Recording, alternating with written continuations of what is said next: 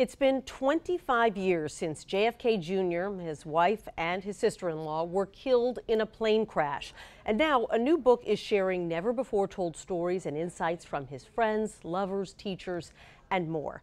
The co-author of this book joins us now. Rosemarie Terenzio previously served as John F. Kennedy Jr.'s executive assistant and his chief of staff. Rosemarie, it's so good to have you with us. This isn't the first book that you've written about John F. Kennedy Jr. Can you start off by telling us a little bit about your own history with him and what you remember about the day he died? Yeah, hi Nancy, thanks for having me. Yeah, my first book was Fairy Tale Interrupted, and I wrote a memoir about my time with him. I was his chief of staff, executive assistant, then chief of staff for 5 years, and I think what I remember most was that it was the greatest job I ever had in my life. And, you know, it was exciting, it was fun, it was interesting. We launched George magazine in 1995, and that was just an amazing experience. And so what compelled you to write this new book about Kennedy now, and how did you go about putting it together? You know, as you said, it's been 25 years since John passed away, and I think that in talking to people and, you know, hearing about all of these memories and all of these stories from so many different people and just remembering all the different people he crossed paths with, it just felt like after 25 years, it was enough time had passed that it was time to sort of celebrate him instead of mourning him. And I really wanted him to be remembered. Yeah, and he is really still such a source of fascination for so many people. Was it difficult, though, for you to get in touch with so many people who intimately knew him all those years ago? You know, it wasn't as hard as I thought it would be, but, you know, because one person would lead you to the next person, and then there were people who had stayed in touch over the years. I mean, my co-author Liz McNeil and I went all the way back to his days at the White House. And some of those people I was in touch with over the years, and then through grade school and high school, and then all through college, the DA's office and George magazine. It was a fascinating ride. I loved reconnecting with everyone. I loved hearing their stories.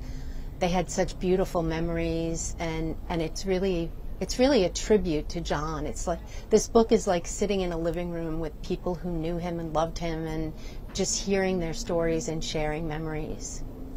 And so what do you feel like you personally learned about him that you didn't know before? You already knew this man so well, but writing this book now, you know, looking back at his life 25 years ago, what did you pick up that you think you may have missed before?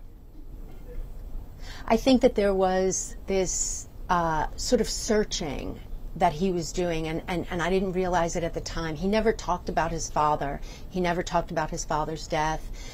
He would reference him here and there at George, but he didn't really talk about him a lot, and it was sort of a little bit of a forbidden subject. Like, we didn't bring it up unless he did. And what I learned was that he was sort of on this quest to find this emotional connection to his father, because obviously he was so young when his father passed away, and there was a lot he didn't remember. So I think through the years of working for him, we really didn't see it as much, but in going back and telling these stories and sharing these memories, you see a through line throughout of him really searching for this emotional connection to his father.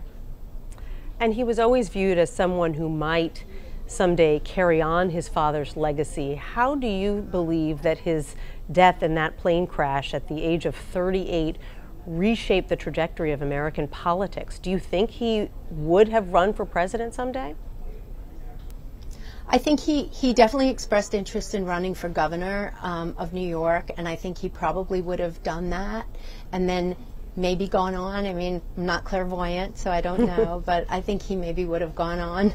I think one of the things that, if he were still alive today, you know, I always say people behaved better when John was in the world, and I think that he was someone who had a very keen interest in learning about both sides and not dismissing people outright because he didn't agree with them.